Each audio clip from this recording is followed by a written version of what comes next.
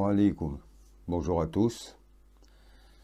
Nous sommes ensemble aujourd'hui pour inaugurer, commencer le cours 1 de la thématique du fiqh.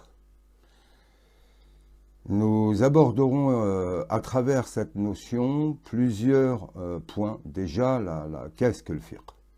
C'est la première chose.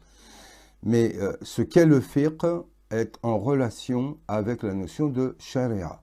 Et donc nous allons parler de tout ça, et ce barda bismillah ar-Rahman ar-Rahim, wa afdal as-salati was-salam ala khayril anam al-Mustafa al-Mahboub, Sayyidina Muhammad wa ala alihi at-tahirin wa ashabihi al-kiram. La sharia est comme un contenant.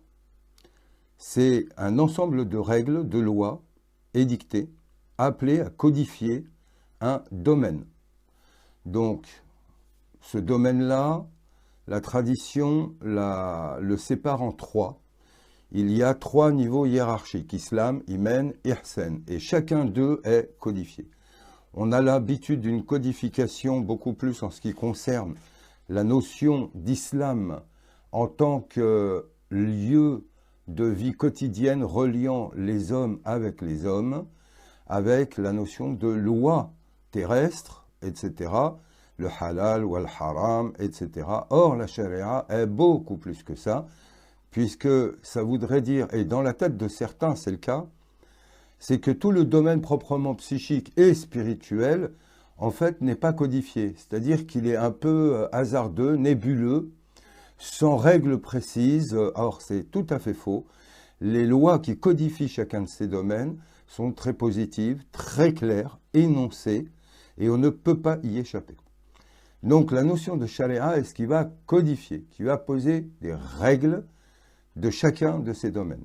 Le fiqh est l'intelligence de ce qui est dit sur le plan de la charia. Donc on a ce qui est dit et ce que cela signifie. Et on a là le lien de charia et fiqh. Mais c'est une question sur laquelle nous reviendrons dans les cours à venir, incha'Allah.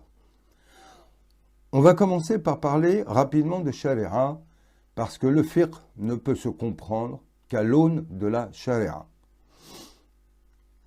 Michel Valsan disait, Cheikh Mustafa Abdelaziz, la loi islamique est totale et inclut tous les domaines et tous les degrés de la vie spirituelle et temporelle, y compris les principes et les méthodes de la connaissance métaphysique.